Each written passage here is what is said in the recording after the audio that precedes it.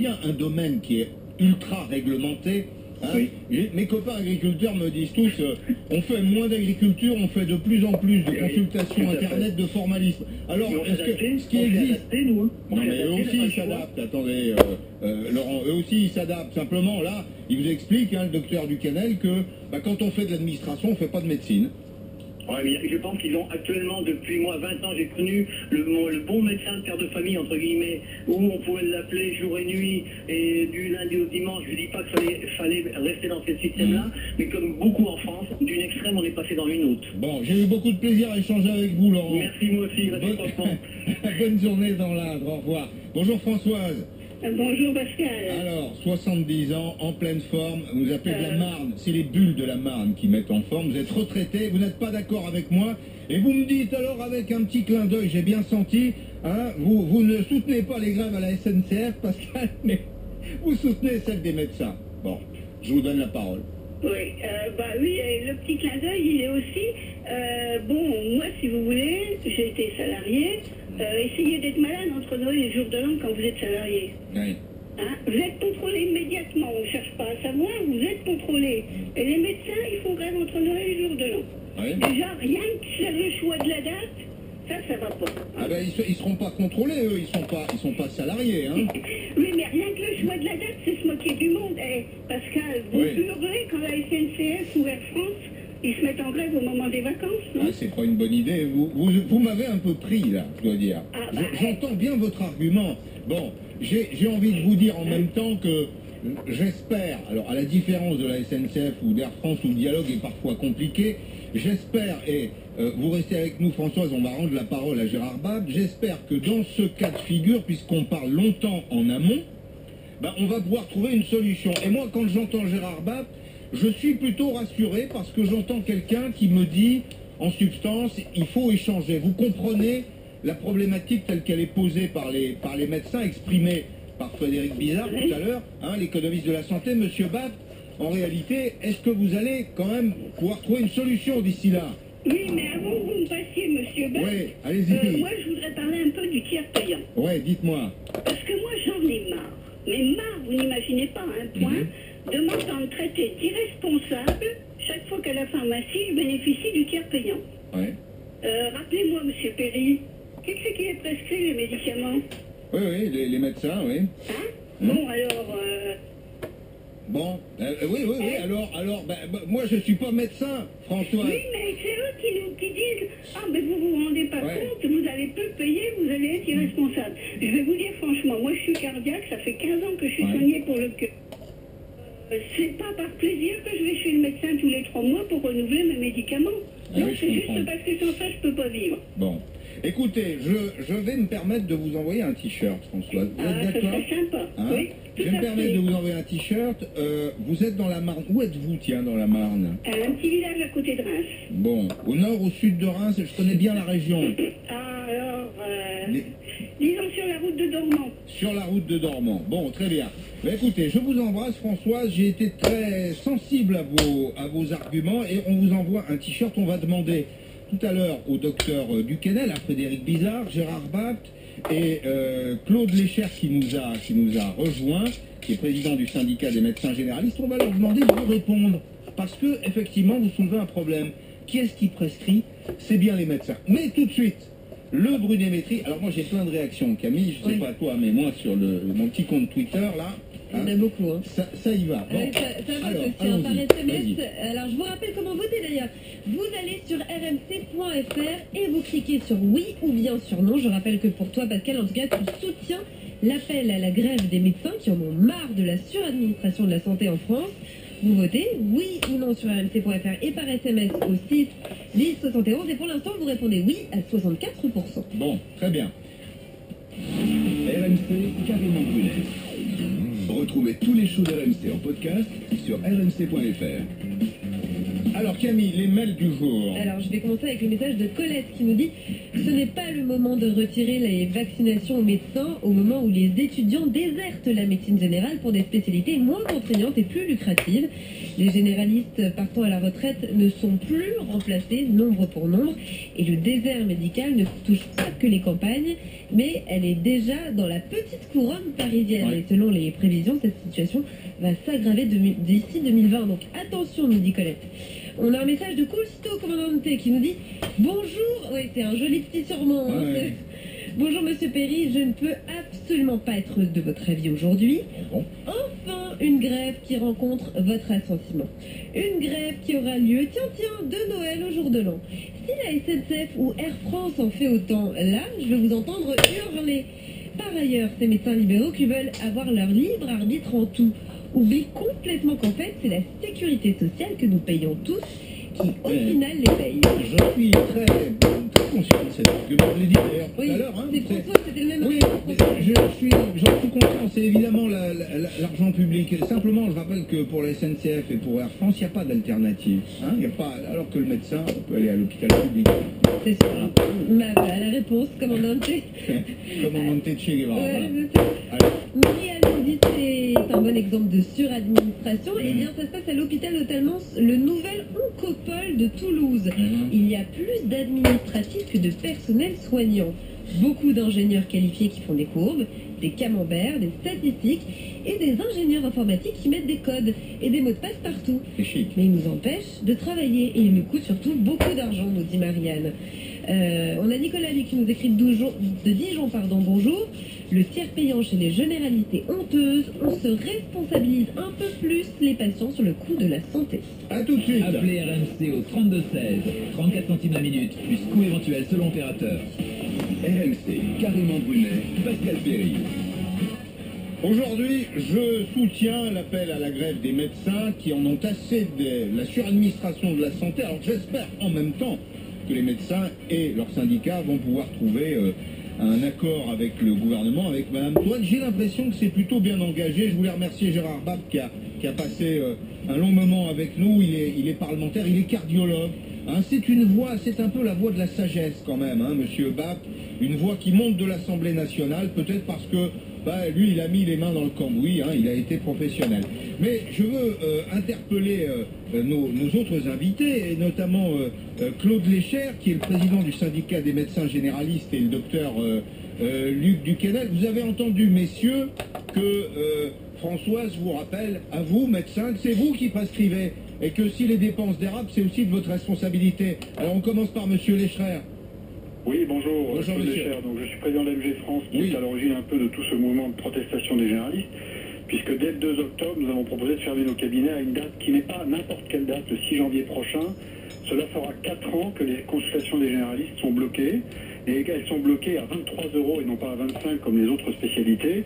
Et je suis particulièrement en colère, parce qu'il y a des gens qui sont à l'origine de ce blocage à 23 €. J'aimerais bien qu'ils nous donnent leur avis sur la consultation à 23 €, alors que normalement, depuis 2007, la consultation de généraliste devrait être à 25 €. Mais pour Je suis en qui est colère ensuite. responsable, monsieur docteur? Eh ben, il y a un avenant conventionnel qui a été signé en janvier 2007, qui a donné la consultation à 25 € à toutes les spécialités, sauf les généralistes. Ouais. Et je voudrais bien que les gens qui ont fait ça aujourd'hui se présentent devant l'opinion des généralistes notamment, pour expliquer pourquoi ils ont fait ça. Deuxièmement, je suis en colère, parce que sur le tiers payant, de toute façon, dans le système actuel, on ne s'y lancera jamais.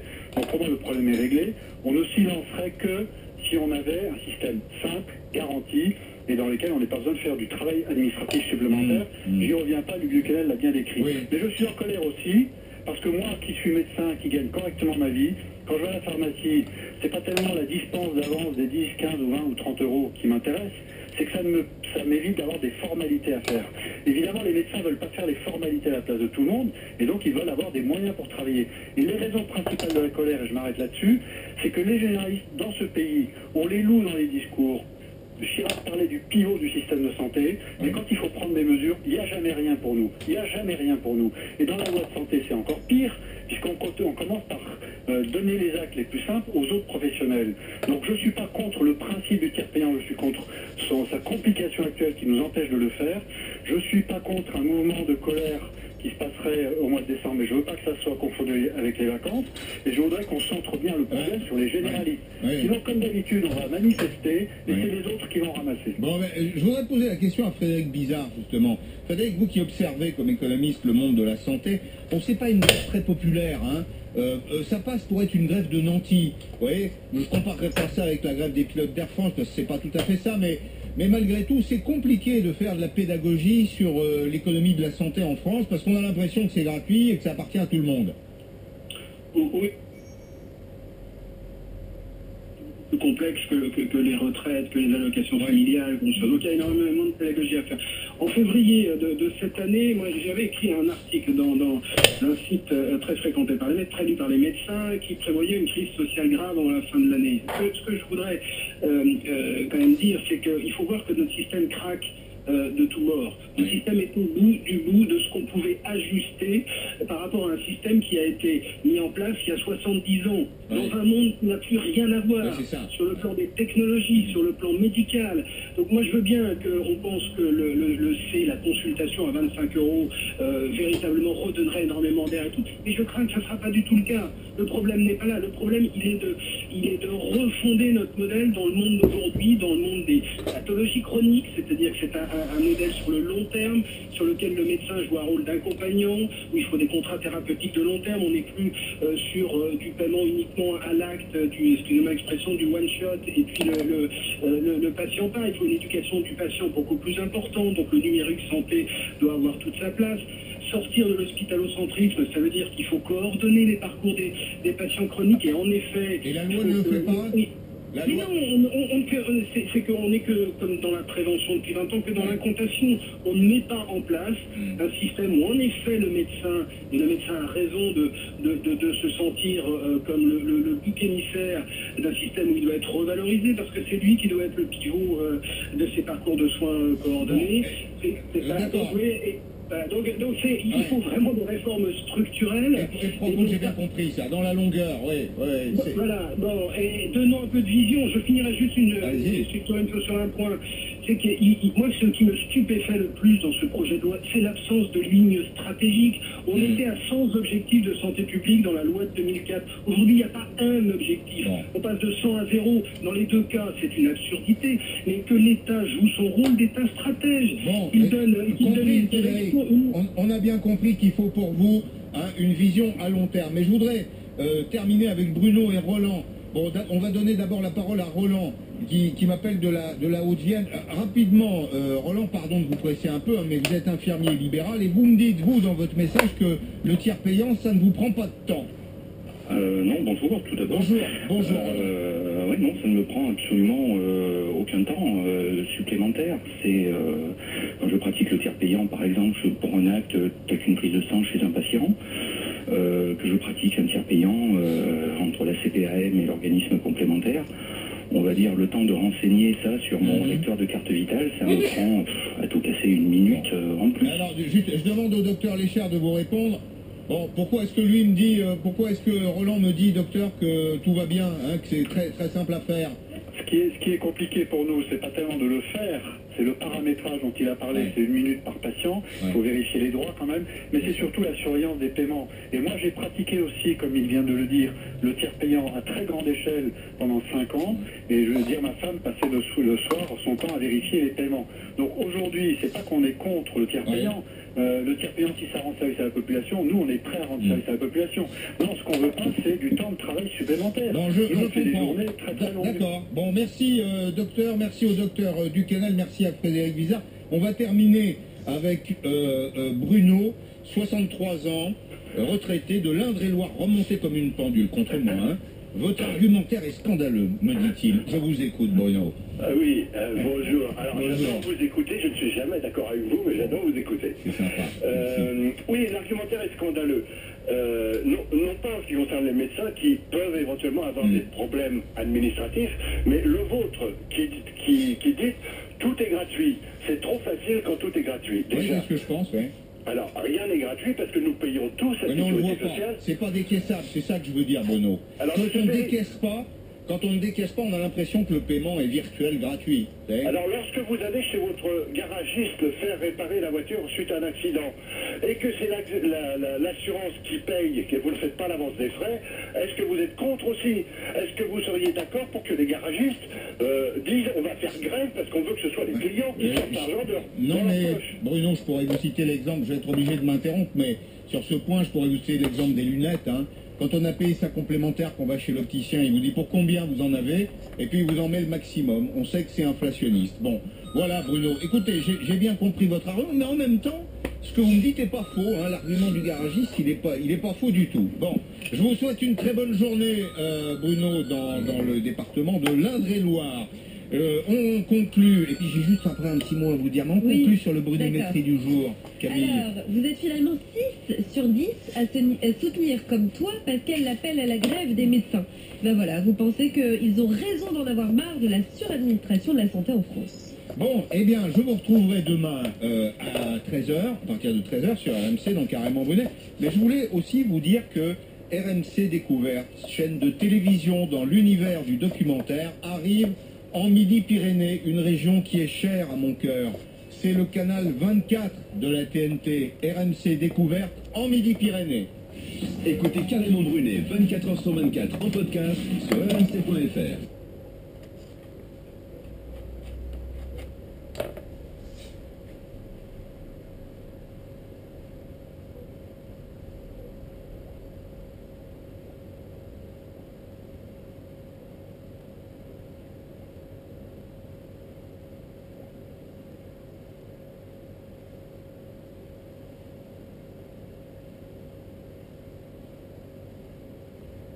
Titre de champion de France, ce jour à l'extérieur.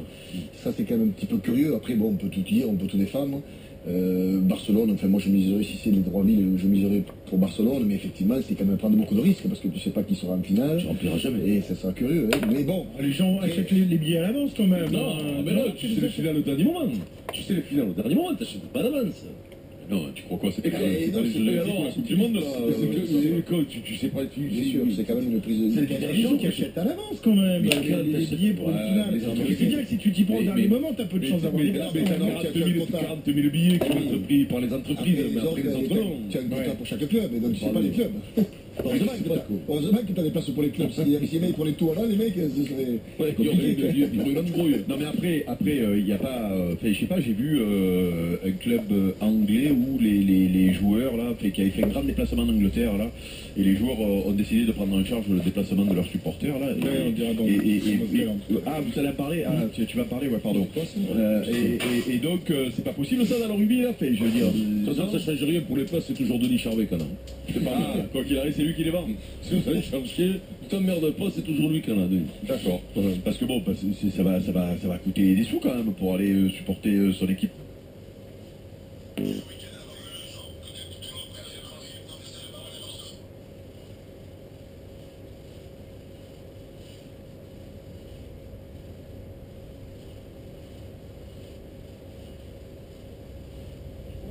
Chypriotes avaient rendu la politesse à l'OL avant de se qualifier au tir au but. On ne pourra donc pas parler d'effet de surprise en cas d'accident. Zoumana Camara et les Parisiens savent exactement à quoi s'attendre. Non, c'est une bonne équipe. C'est pas un traquenard. C'est juste un match compliqué de Ligue des Champions qui va falloir gagner. Les 23 000 spectateurs du stade GSP de Nicosie vont tenter de mener la vie dure aux Parisiens. Mais le retour de Thiago Silva au cœur de la défense des champions de France devrait permettre au PSG de conserver un minimum de sérénité. À Nicosie, Franck Ballanger, France Info. Rendez-vous donc ce soir dès 20h45 sur France Info pour suivre ce match. 17h40, c'était le journal de Michael Ponge. France Info, 17h-20h, Ercine Lebovitch. La météo, et puis on fait un point à la Bourse de Paris qui clôture en forte hausse ce soir. France Info Météo, avec Teva, laboratoire pionnier des médicaments génériques, engagé pour une meilleure observance de leur traitement par les personnes âgées. Élodie Calac de Météo France. Le temps perturbé se décale vers le nord-est et le nord des Alpes. La neige fera son apparition en montagne cette nuit. Demain, de la Lorraine et de l'Alsace vers le nord des Alpes, vous aurez beaucoup de nuages et des averses. Sur le relief, il neigera dès 1000 mètres. Sur les Alpes, à partir de 1500 mètres, l'épaisseur de neige pourra atteindre 30 cm. Sur l'ouest, entre la Bretagne, la Vendée, les Charentes et le sud-ouest, le soleil s'installera. L'après-midi, il brillera généreusement de la Gironde aux Pyrénées, de la Normandie vers le nord, les Ardennes, le bassin parisien, le centre, la Bourgogne et le massif central. Les nuages seront plus nombreux, mais ils laisseront tout de même passer de belles éclaircies. Enfin, en Méditerranée, le temps sera bien ensoleillé, mais le vent atteindra 90 à 110 km à l'heure. Du côté du thermomètre, ça va se rafraîchir. Au petit matin, souvent 5 à 10 degrés, jusqu'à 15 autour de la Grande Bleue. Et puis l'après-midi, il ne fera pas plus de 10 à 12 degrés sur le nord-est, 14 à 20 degrés sur la plupart des régions et jusqu'à 24 pour la Corse. Merci Elodie Calac, Météo France. FIP présente Timber Timber. Le groupe canadien mené par Taylor Kirk présentera son dernier album Hot Dreams, une sélection FIP, ce soir au Bataclan. Un événement à suivre en direct sur FIP ce soir à 21h. Plus d'infos sur fipradio.fr. FIP, une radio de Radio France. France Info. La bourse. France Info Bourse avec Bink.fr, le site de bourse en ligne pour investisseurs actifs. Le marché termine en forte hausse ce soir, Antoine Verlin. Oui, Yacine, le CAC 40 a finalement gagné ce soir 2,25%. Il remonte ainsi à 4081 points. Les investisseurs ont apprécié la croissance chinoise un petit peu plus robuste qu'espéré au troisième trimestre. Les résultats rassurants de plusieurs grands groupes, mais ils ont aussi réagi à une rumeur selon laquelle la Banque Centrale Européenne envisagerait de racheter des obligations d'entreprise. Déjà bien orienté hier, le Dow Jones poursuit sa reprise. Il gagne actuellement 0,92%. Quant à l'euro, il se négocie à 1,2725 $.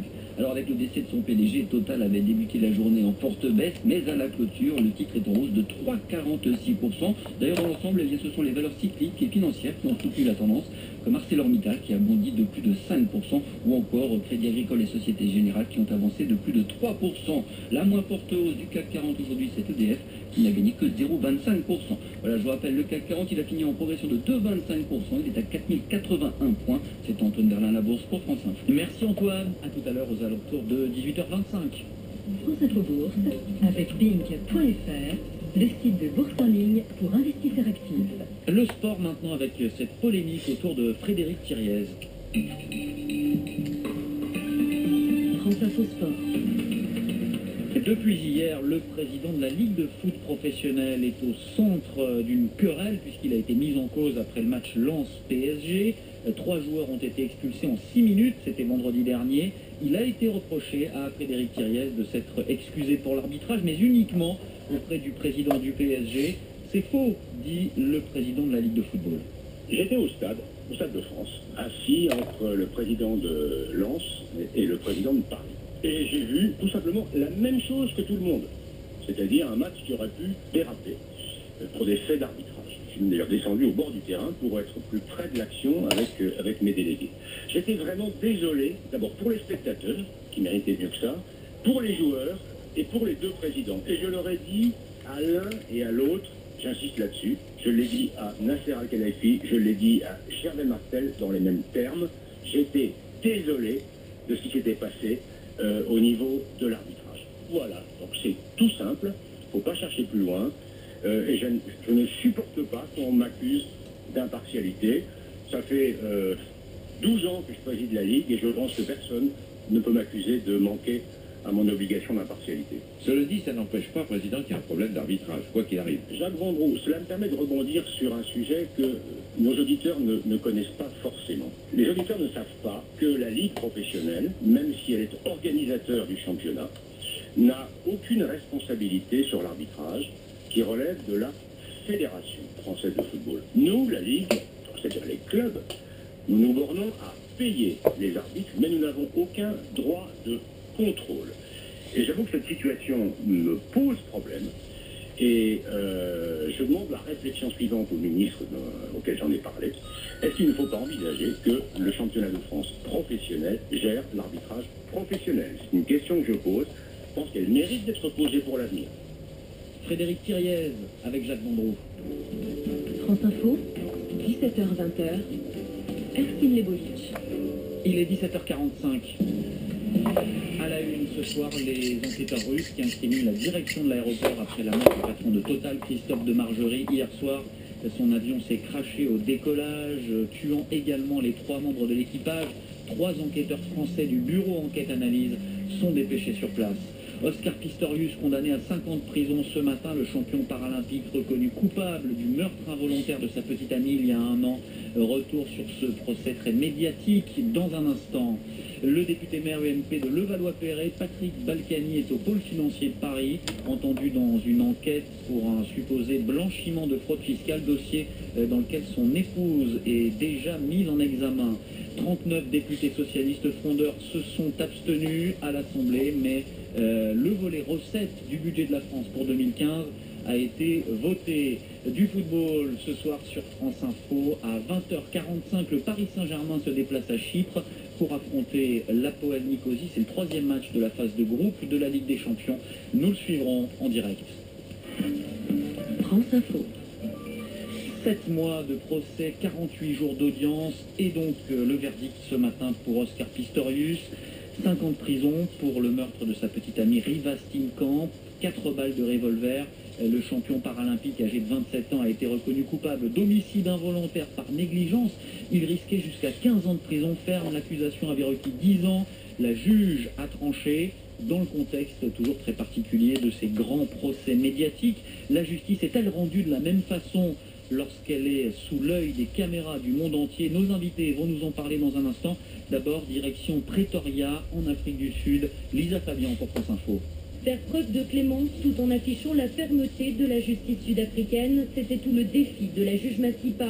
En condamnant Oscar Pistorius à 5 ans de réclusion pour homicide involontaire, elle satisfait en partie le procureur qui réclamait une peine de prison ferme et la défense qui a réussi à écarter la thèse du meurtre. Pour l'avocat sud-africain David Zadig, la sentence est équilibrée. La fortune d'Oscar Pistorius l'a peut-être aidé à se payer un bon avocat, mais elle n'a pas eu d'influence sur le jugement selon lui. Pourtant, des voix s'élèvent déjà pour demander à ce que le sportif purge l'intégralité de sa peine en prison sans bénéficier de libération conditionnelle. Parmi les déçus de ce procès, la Ligue des femmes de l'ANC qui soutient depuis le début la famille de Riva Steenkamp. Nous sommes déçus qu'Oscar Pistorius n'ait pas été condamné pour meurtre, ont-elles déclaré. Lorsqu'il sortira de prison, Riva sera, elle, toujours absente. La Ligue des femmes demande donc au parquet de faire appel de la sentence dans les 2 semaines imparties. Pretoria, Lisa Fabian pour France Info. Bonsoir Christian Bibner. Bonsoir. Ancien chroniqueur judiciaire de Radio France, aujourd'hui romancier. La suite ne sera que silence. C'est le dernier livre que vous avez publié aux éditions Les Passeurs. Vous avez couvert de grands procès très médiatiques. Je vais en citer quelques-uns, les affaires Colonna, Outreau, le dossier dit des bébés congelés, Florence Ray, Clearstream, François Besse, on parle de Jacques Messrine. Qui subit le plus la pression médiatique dans ce type de procès? Est-ce que ce sont les juges, les avocats, les accusés? Oh, les avocats, ils usent des journalistes qui sont présents. Les juges, eux, sont censés être indépendants, mais la pression médiatique s'exerce surtout sur le public. Ça change l'image que peut avoir un accusé. Je prends l'exemple, par exemple, d'Outreau.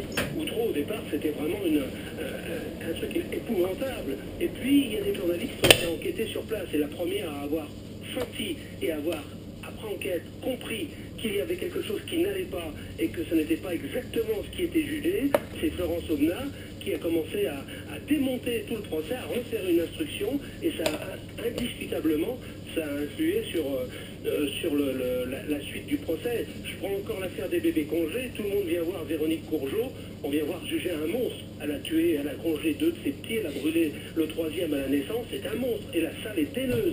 Et qu'est-ce qu'on voit? On arrive dans la salle et on voit une jeune femme d'une extrême fragilité qui relève à l'évidence de la psychiatrie et qui est jugée au départ, en tout cas, par le juge, par le président du tribunal, comme un tueur en série, comme une tueuse en série, comme une braqueuse de banque. Et puis petit à petit, l'image se défait et on se retrouve devant cette personne qui est totalement désemparée avec un mari qui lui crie son amour. Là, le public a changé et peut-être que le tribunal aussi. Et Christian Bibner, est-ce que vous avez vu des accusés adopter manifestement des stratégies de communication pour les caméras, pour les journalistes? Ah bah totalement, je vais vous prendre l'exemple du préfet Bonnet dans l'affaire des paillotes. Le préfet Bonnet était jugé et il est venu tout simplement, moi j'étais envoyé spécial là-bas, c'était à Ajaccio, Il est venu tout simplement pendant son procès, pendant une interruption d'audience lors du repas de midi. Il est venu à France Inter faire l'ouverture du 13h pour expliquer qu'il allait faire des révélations fracassantes qui ne sont jamais arrivées. Mais il a embrouillé tout le monde et il est venu et il faisait son show. On peut parler aussi de Bernard Tapie qui venait dans l'affaire OMVA.